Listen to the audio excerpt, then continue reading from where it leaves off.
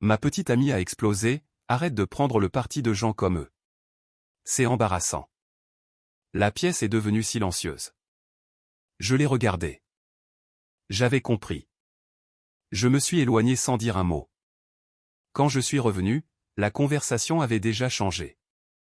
Et elle n'était pas préparée à voir qui se tenait là. J'ai 33 ans, et je suis avec ma petite amie depuis environ 1 an et demi. Nous sommes rencontrés lors d'une conférence professionnelle, nous travaillons pour des entreprises différentes, mais dans le même secteur. Elle travaille dans le marketing, alors que moi, je suis chef de projet pour une organisation à but non lucratif, qui aide les familles immigrées à s'installer dans la communauté. Ce n'est pas un travail prestigieux, cela ne paie pas très bien, mais c'est important pour moi. Mes parents sont arrivés ici quand j'avais 5 ans, avec pratiquement rien. Pour moi, ce travail est donc personnel. Elle savait ce que je faisais quand nous avons commencé à sortir ensemble, et cela n'a jamais semblé poser de problème. Nous parlions de nos journées respectives, elle me racontait ses campagnes et ses clients, et moi, je lui parlais des familles que nous aidions. Des cauchemars administratifs avec les services d'immigration, ou des difficultés de collecte de fonds. Elle hochait la tête, et semblait assez intéressée. Vers 6 mois de relation, j'ai remarqué de petites remarques. Rien de grave, juste des petites choses comme « tu n'as jamais envie de travailler quelque part où on paie mieux » ou encore « c'est gentil de ta part de t'en soucier, mais tu ne peux pas sauver tout le monde ». Je ne relevais pas, pensant qu'elle était simplement pragmatique. Puis, ses amis ont commencé à faire des commentaires, eux aussi. Lors de dîners ou de soirées, quelqu'un demandait ce que je faisais, et avant que je ne puisse finir d'expliquer, l'un de ses amis intervenait avec une phrase du genre « il est en gros travailleur social ». Ils utilisaient un ton qui donnait l'impression que je nettoyais des égouts pour gagner ma vie. Ma petite amie riait avec eux, sans jamais les corriger, ni défendre ce que je faisais. Le mois dernier, les choses ont dégénéré. Nous étions à la fête de Noël de son entreprise, dans un lieu chic du centre-ville, avec bar à volonté, la totale. Je discutais avec un couple que je venais de rencontrer, des gens charmants, qui m'ont demandé mon métier. J'ai expliqué mon rôle dans l'organisation, et les services aux immigrés. Le visage de l'homme s'est éclairé, sans blague. Mes parents sont venus d'un autre pays dans les années 80. Des organisations comme la tienne les ont aidés à s'en sortir. C'est un travail incroyable, mec. Nous avons commencé à échanger des histoires, sur le parcours de ses parents, et sur certaines familles avec lesquelles j'avais travaillé récemment. Sa femme s'est jointe à nous, posant des questions pertinentes sur les défis et les victoires. C'était une excellente conversation, le genre qui vous rappelle. Pourquoi vous faites ce métier? Ma petite amie est apparue à mes côtés, m'a touché le bras, et a dit « Je peux te parler une seconde ?» Bien sûr, juste 1 minute. Maintenant. Je me suis excusé, et je l'ai suivi dans un coin plus calme, près du vestiaire. Qu'est-ce qui ne va pas, ai-je demandé. Tu dois arrêter. Arrêter quoi? De parler de ton travail comme ça. C'est embarrassant. Je l'ai fixé des yeux. Embarrassant? Ce sont mes collègues, mon patron est là, et toi, tu n'arrêtes pas de parler d'immigrés, de réfugiés, et de tous ces trucs. Politique. Ce n'est pas politique, c'est du travail humanitaire. C'est la même chose. Et ça me donne une mauvaise image. Comment mon travail peut-il te donner une mauvaise image? Elle a regardé autour d'elle, en baissant la voix, parce que tout le monde ici réussit, gagne de l'argent réel, et fait un travail important dans les affaires. Et mon petit ami, lui, parle d'aider des clandestins. Ne les appelle pas comme ça. Peu importe. Tu vois ce que je veux dire. Ce n'est pas l'image dont j'ai besoin en ce moment. Je suis en lice pour une promotion, et les apparences comptent. Alors quoi? Je suis censé mentir sur ce que je fais? Juste, minimise la chose. Dis que tu travailles en gestion de projet, et laisse tomber le reste.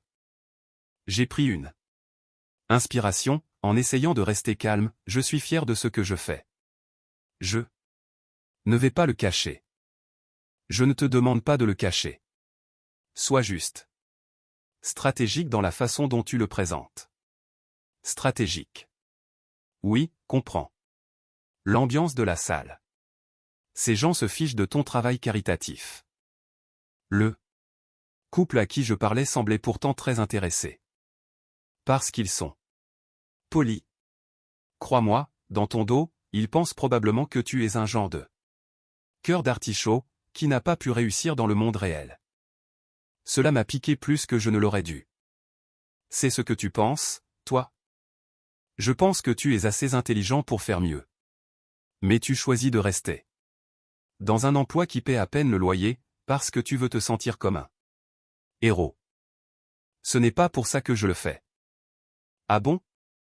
Allez. Tu adores dire aux gens que tu aides des réfugiés. Ça te donne l'impression d'être moralement supérieur. Je n'ai jamais dit ça. Tu n'as pas besoin de le dire. C'est évident. Nous sommes restés là un instant. La fête continuait autour de nous, les gens riaient, les verres s'entrechoquaient. Je vais retourner à cette conversation.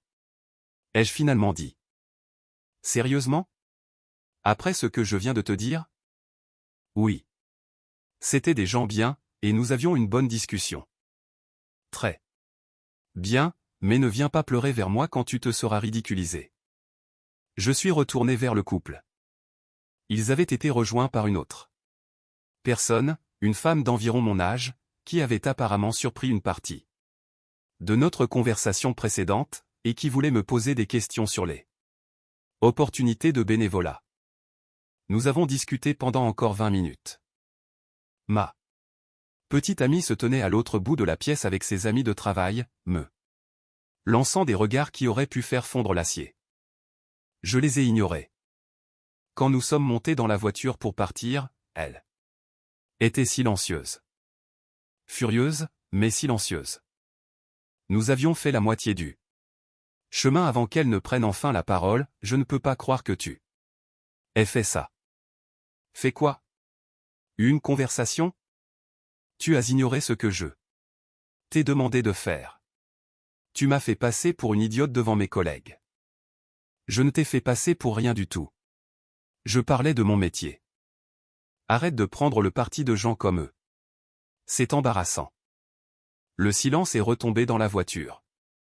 Je gardais les yeux fixés sur la route, les mains crispées sur le volant. Des gens comme eux, ai-je répété.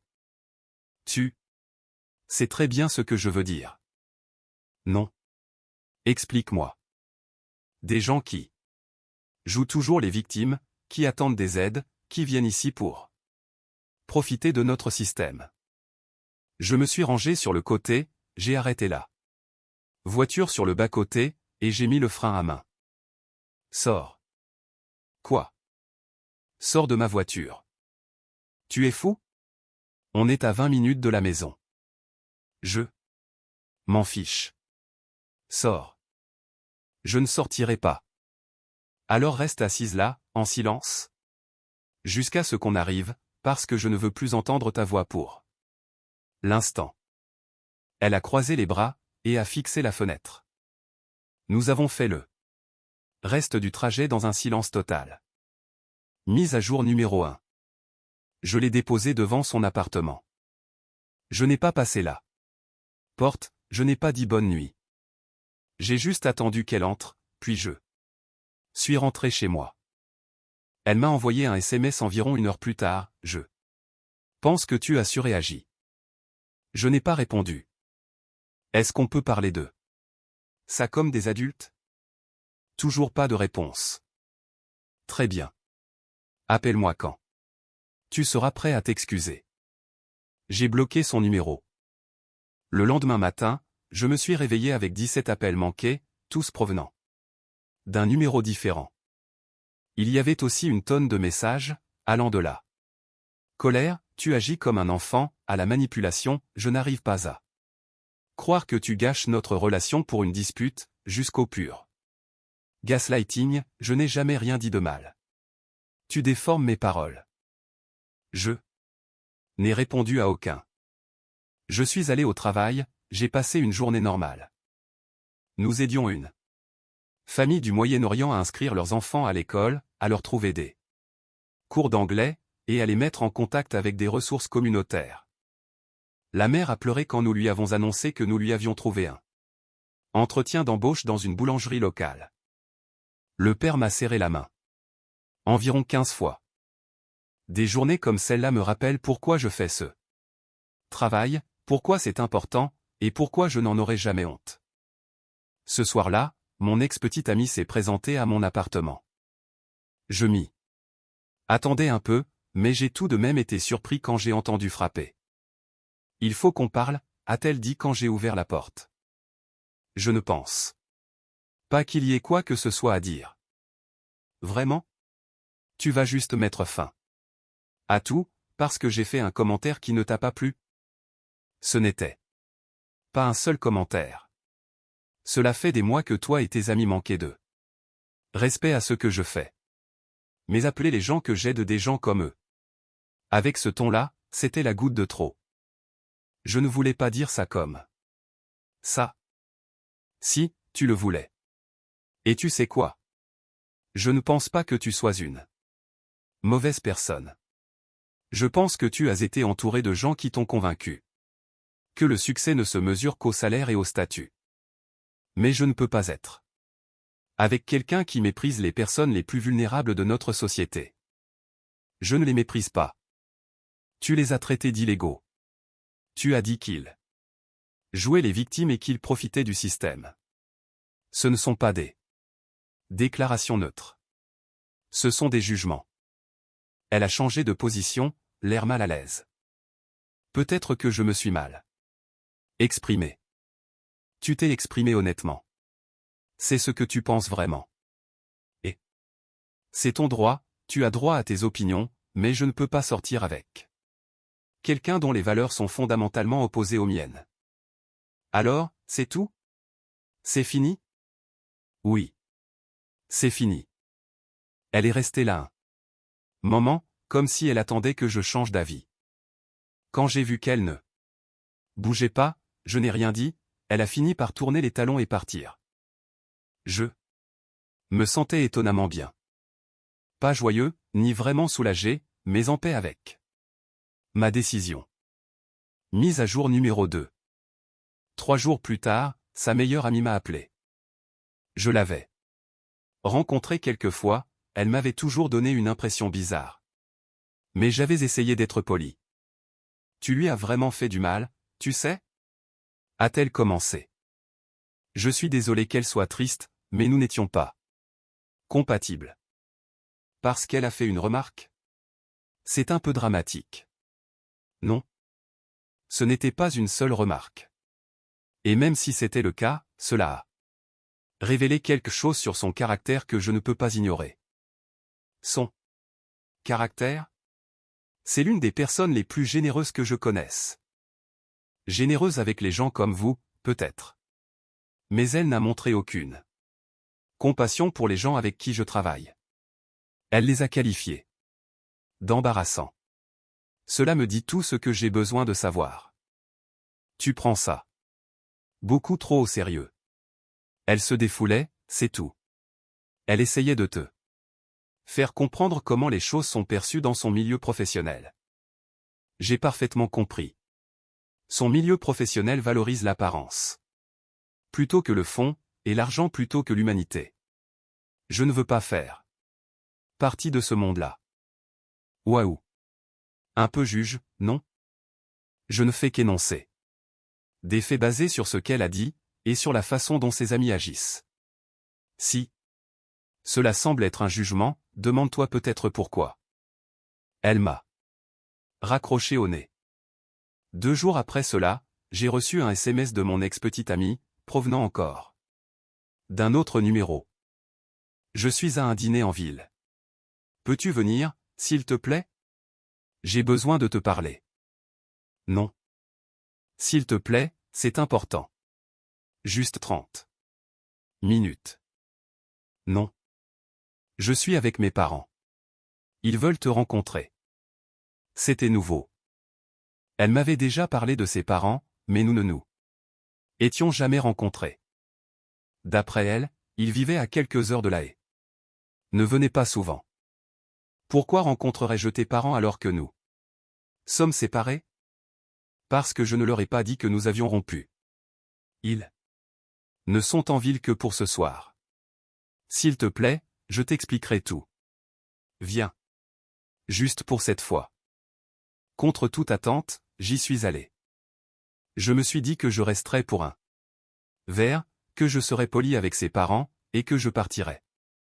Le restaurant était l'un de ces endroits chics, avec une lumière tamisée, et des portions minuscules. Je l'ai trouvé à une table vers le fond, avec 2 personnes que je supposais être ses parents. Le voilà. Elle s'est levée et m'a serré dans ses bras comme si de rien n'était.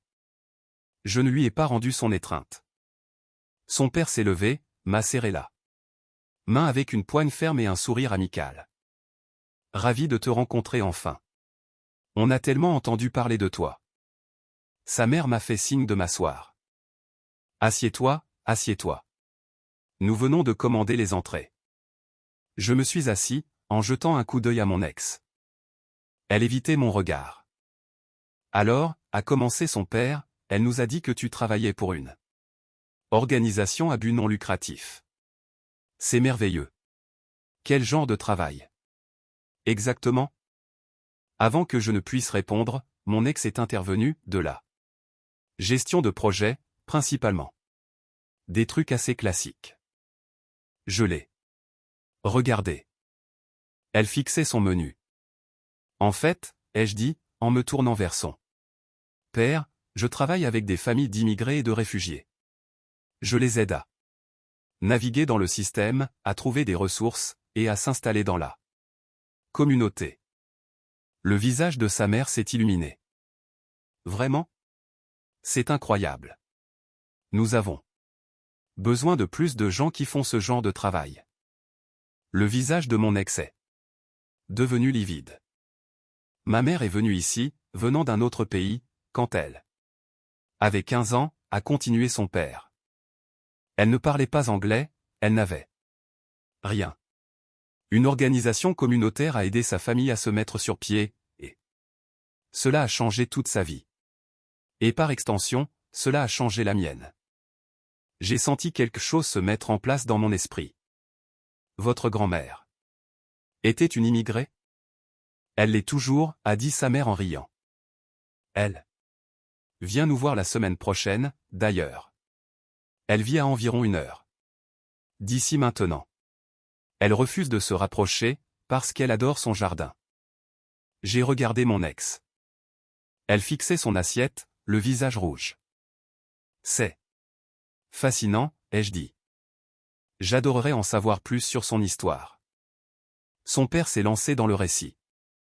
Sa mère, la grand-mère de mon ex, était arrivée à 15 ans avec ses parents et ses 3 frères et sœurs. Ils avaient vécu dans un minuscule appartement avec une autre famille, travaillé dans des usines et économisé chaque centime. Une organisation à but non lucratif locale les avait aidés pour la citoyenneté, pour trouver un meilleur logement, et pour scolariser les enfants. Sans cette organisation, je ne sais pas où nous en serions aujourd'hui, a dit son père. Ma mère nous a toujours dit de nous souvenir d'où nous venons, et d'aider les autres comme nous avons été aidés. C'est pour ça que nous faisons des dons au service pour immigrer chaque année. Le visage de mon ex est passé du rouge au blanc. Elle s'est excusée pour aller aux toilettes. Mise à jour numéro 3. La conversation a continué. Ses parents posaient des questions sincères sur mon travail, partageaient leur histoire familiale, et exprimaient leur admiration pour ce que je faisais. Mon ex est revenue des toilettes, on voyait qu'elle avait pleuré, mais elle essayait de le cacher. Environ 20 minutes plus tard, une femme plus âgée s'est approchée de notre table. Elle était petite, élégante, avec des yeux vifs et un sourire chaleureux. « Je me doutais bien que c'était vous », a-t-elle dit aux parents de mon ex. Il s'est avéré qu'elle était la propriétaire du restaurant, et qu'elle connaissait la famille depuis des années. Les présentations ont été faites. Quand elle a appris ce que je faisais, son attitude a totalement changé. « Venez avec moi un instant », a-t-elle dit. « Je veux vous présenter quelqu'un. » Je l'ai suivie jusqu'à une table vers l'avant, où un jeune couple dînait. Elle m'a présenté, a expliqué mon rôle, et les yeux de la femme se sont immédiatement remplis de larmes. Nous essayons de comprendre comment gérer le processus d'immigration, a-t-elle dit avec un accent anglais. Nous avons les formulaires, mais nous ne comprenons pas la paperasse. J'ai passé 10 minutes à leur table pour leur expliquer les bases, leur noter les coordonnées de notre organisation, et leur donner les noms de personnes qui pourraient les aider. Ils étaient si reconnaissants, ils n'arrêtaient pas de me remercier. Le mari m'a demandé si j'avais une carte de visite, en disant qu'il voulait faire un don à l'organisation dès qu'il recevrait son premier salaire dans son nouvel emploi. La propriétaire du restaurant regardait la scène avec un sourire satisfait. Comme si elle venait d'être témoin de quelque chose d'important. Quand je suis revenu à table, mon ex avait l'air misérable. Ses parents, eux, rayonnaient. « C'était très gentil de ta part », a dit son père, de prendre du temps sur ta soirée pour aider des inconnus. « C'est ce que je fais, tout simplement. » ai-je répondu. Sa mère a tendu la main vers moi et a serré la mienne. « Tu fais exactement ce que notre famille a vécu, tu transmets la gentillesse que nous avons reçue. C'est magnifique. » Mon ex restait silencieuse, chipotant dans sa nourriture. Nous avons fini le dîner. Ses parents ont payé, ils ont insisté, puis nous sommes tous sortis ensemble sur le trottoir. « On devrait refaire ça », a dit sa mère en me prenant dans ses bras. « Tu es exactement le genre de personne que nous espérions pour elle. » Son père m'a serré la main, en la gardant un instant de plus.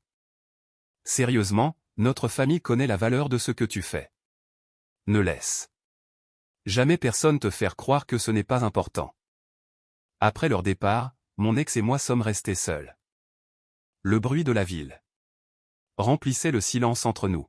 « Je ne peux pas croire que tu aies fait ça. » a-t-elle dit doucement. « Fais quoi? » Que tu leur aies dit ce que tu faisais vraiment. Je t'avais demandé de dire juste gestion de projet. Pourquoi mentirais-je à tes parents?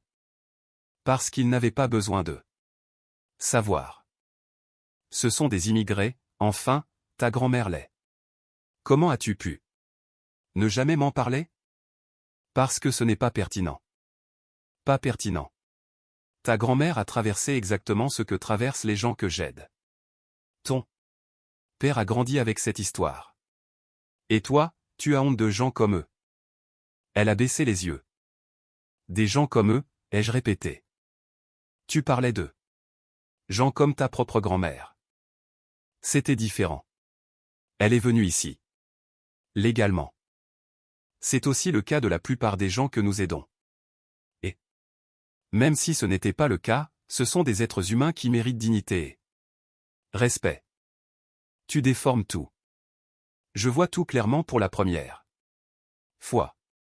Tu as honte de l'histoire de ta propre famille. C'est pour ça que tu ne m'as jamais rien dit. C'est pour ça que tu as essayé de cacher mon travail à tes parents. Tu as tellement désespérément envie de t'intégrer avec tes amis riches que tu as rejeté tes origines. Ce n'est pas juste. C'est tout à fait juste. Et c'est triste. Tes parents sont fiers de leur histoire. Ils sont fiers de ce que je fais, parce que cela leur rappelle l'aide que leur famille a reçue. Mais toi, tu veux juste prétendre que cette partie de ton histoire n'existe pas. Elle a commencé à pleurer. Je voulais juste que les choses soient plus faciles. Faciles pour qui? Pour nous. Je ne voulais pas que tu sois jugé. Je ne voulais pas être jugé moi-même. Par qui? Par tes amis. Superficiels qui mesurent la valeur des gens à leur fiche de paie? Tu ne comprends pas la pression que je ressens. Je comprends parfaitement. Et je te le dis tout de suite, si tu ne peux pas être fier de tes origines, et si tu ne peux pas respecter les gens qui consacrent leur vie à aider les autres, alors tu as besoin de faire un sérieux examen de conscience. J'ai commencé à m'éloigner, puis je me suis retourné une dernière fois. Tes parents sont des gens formidables. Ta grand-mère a l'air incroyable. C'est vraiment dommage que tu ne puisses pas voir la valeur de ce qu'ils représentent.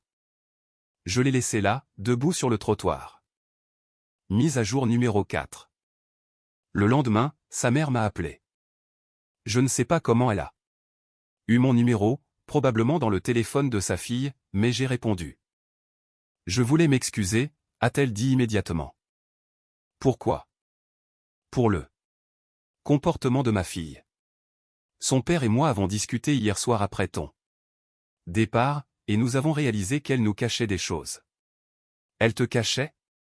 Elle cachait ton travail, et probablement ses propres sentiments envers notre famille. Vous n'avez pas à vous excuser. Si. Nous l'avons mieux élevée que ça. Quand j'ai entendu ce que tu faisais, j'étais si heureuse. Je pensais qu'elle avait enfin trouvé quelqu'un qui comprenait la valeur de l'aide aux autres, quelqu'un qui avait des valeurs alignées avec l'éducation qu'on lui a donnée. Mais apparemment, elle t'a maltraité à cause de cela. Madame, je veux dire. Vous n'avez vraiment pas à, sa grand-mère veut te rencontrer. Est-ce que tu peux venir dîner ce week-end? Juste toi, pas elle. Elle n'est pas invitée tant qu'elle n'aura pas mis de l'ordre dans sa tête et compris qui elle veut être. Je ne savais pas quoi dire. C'est vraiment généreux, mais pas de mais. Nous serions ravis de t'avoir. On veut en savoir plus sur ton travail, et te présenter à des gens de notre communauté qui pourraient t'aider pour le financement ou les ressources. Ma belle-mère a vécu ce que tes clients vivent. Elle veut soutenir ton organisation. Ce serait incroyable. Merci. Bien. Samedi à 18h. Je t'envoie l'adresse par SMS. Elle a raccroché avant que je ne puisse dire quoi que ce soit d'autre. Je suis resté assis là pendant un long moment, à me dire que la vie est parfois bizarre. Comment on peut sortir avec quelqu'un pendant 1 an et demi sans vraiment le connaître? Et comment sa famille peut s'avérer être exactement le genre de personne qu'on espérait, alors que la personne elle-même fuyait tout ce qu'il représente. Ce samedi-là, je suis allé chez eux. Une belle maison, pas un manoir, mais confortable. Une classe moyenne supérieure, bien entretenue, accueillante. Sa grand-mère m'a ouvert la porte. Une toute petite femme, à peine 1m50, avec des yeux vifs, intelligents, et un sourire qui vous met tous deux suite à l'aise. C'est toi qui aides les gens comme j'ai été aidé, a-t-elle dit, en prenant ma main dans les siennes. Entre. Je veux tout savoir. Le dîner a été incroyable. Pas seulement la nourriture, même si c'était délicieux, mais la conversation. Sa grand-mère m'a raconté son arrivée ici, les luttes, les gens qui l'ont aidé, et sa détermination à construire une vie meilleure. Ses parents posaient des questions détaillées sur l'organisation. Prenaient des notes, et parlaient des relations qu'ils pourraient établir. Nous avons des amis qui gèrent une fondation, a dit son père. Ils financent exactement ce genre de travail. Laisse-moi te les présenter. Et mon église cherche un projet de service communautaire, a ajouté sa mère. On pourrait organiser des collectes de dons, des journées de bénévolat, ou des événements caritatifs. À la fin de la soirée, j'avais 3 donateurs majeurs potentiels, un partenariat avec une église en vue, et une invitation pour parler lors d'un événement communautaire le mois prochain. La grand-mère m'a raccompagné à la porte. Ma petite fille est une imbécile, a-t-elle dit franchement. J'ai Entendu ce qui s'est passé. Ce qu'elle a dit. Elle a oublié d'où elle vient, et c'est la pire chose qu'une personne puisse faire. Je pense qu'elle essaie juste de s'intégrer. S'intégrer avec qui? Des gens qui mépriseraient sa propre grand-mère? Ce n'est pas s'intégrer, c'est se renier. Elle m'a tapoté la main. Tu es un homme bon. Continue ce que tu fais. Ne laisse personne te faire avoir honte d'aider les gens. Je suis rentré chez moi ce soir-là en me sentant plus léger que je ne l'avais été depuis des mois. Mise à jour numéro 5. Mon ex a essayé de me contacter plusieurs fois au cours des semaines suivantes. Elle m'a envoyé de longs SMS d'excuses, des emails expliquant qu'elle avait beaucoup réfléchi, elle s'est même présentée une fois à mon bureau. Je l'ai évité la plupart du temps, mais j'ai fini par la laisser s'expliquer. Nous nous sommes retrouvés dans un café, en terrain neutre. J'ai fait un gros travail sur moi-même, a-t-elle commencé. J'ai parlé à mes parents, à ma grand-mère, j'ai entendu ce qu'ils pensent de moi, et de la façon dont j'ai agi. Ça a été très dur. Je peux l'imaginer. Tu avais raison sur tout. J'avais honte de l'histoire de ma famille, peut-être pas consciemment, mais au fond de moi. Je voulais être perçu comme quelqu'un qui vient de l'argent et du succès, pas de la difficulté. Et cette honte m'a rendu cruel envers toi, envers les gens que tu aides, et même envers ma propre famille. J'apprécie que tu le dises. J'y travaille. Je vais en thérapie.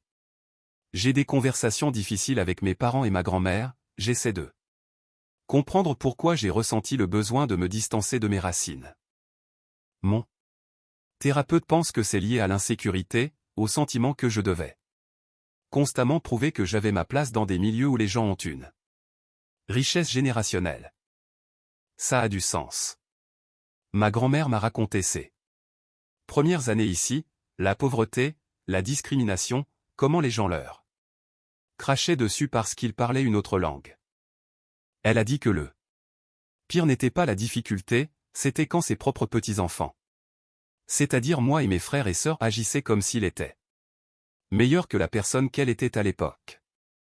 Elle a commencé à pleurer, de vraies larmes cette fois, pas des larmes de manipulation.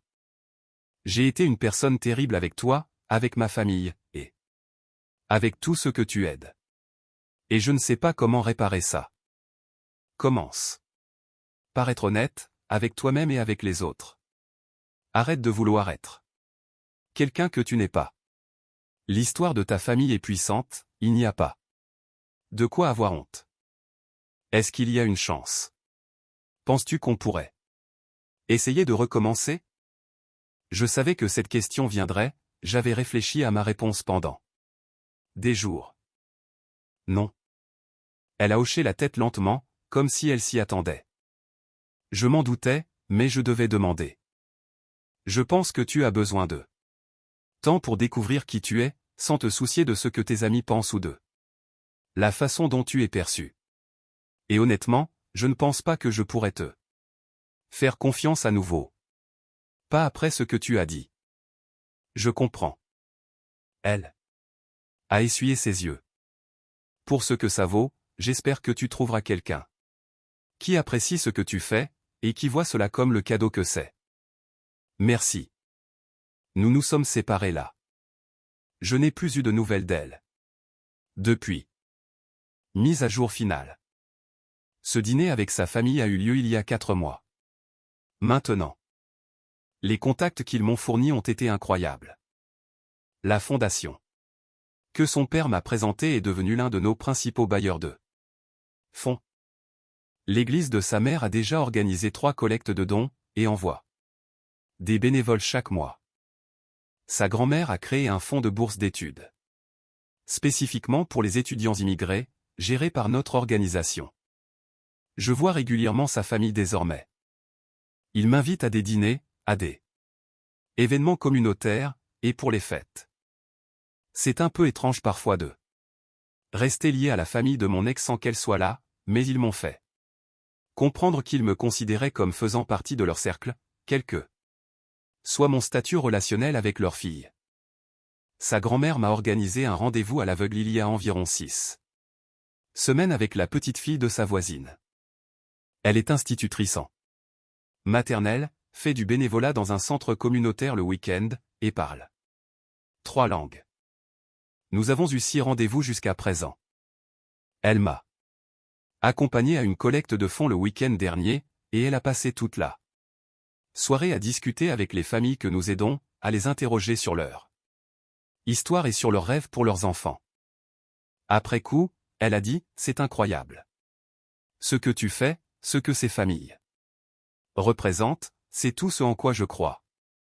Et j'ai réalisé que c'était ce qui me manquait avec mon ex, quelqu'un qui ne se contente pas de tolérer ce que je fais, mais qui y croit activement. Quelqu'un qui voit la valeur de mon travail sans avoir besoin d'être convaincu, éduqué, ou poussé par la honte. J'ai 33 ans, je sors avec quelqu'un de nouveau, et mon organisation vient de clore son trimestre le plus réussi. Les relations de sa famille ont mené à d'autres relations avec d'autres organisations, ce qui a conduit à un article dans un magazine local, ce qui a généré encore plus de dons et de bénévoles. Mon ex a apparemment vu l'article. Sa mère a mentionné qu'elle avait appelé. Contrarié que je sois dans le journal et qu'elle n'en fasse pas partie. Sa mère lui a répondu, c'est ce qui arrive quand on a honte des gens qui font un travail important. Tu rates l'occasion de faire partie de quelque chose de significatif. Je ne pense plus beaucoup à elle. Quand j'y pense, c'est surtout avec gratitude. Parce que j'ai découvert qui elle était vraiment avant que les choses ne deviennent plus sérieuses, avant un mariage ou des enfants. Il vaut mieux découvrir les vraies valeurs de quelqu'un après 1 an et demi qu'après une décennie. Quelqu'un m'a demandé récemment si je regrettais cette relation. Non. Elle m'a appris ce sur quoi je ne ferai jamais de compromis. Les valeurs ne sont pas négociables. Si quelqu'un ne peut pas respecter les personnes les plus vulnérables de la société, alors il ne vous respectera pas non plus lorsque vous serez vous-même vulnérable. La vie est trop courte pour la passer avec des gens qui ont honte de la compassion.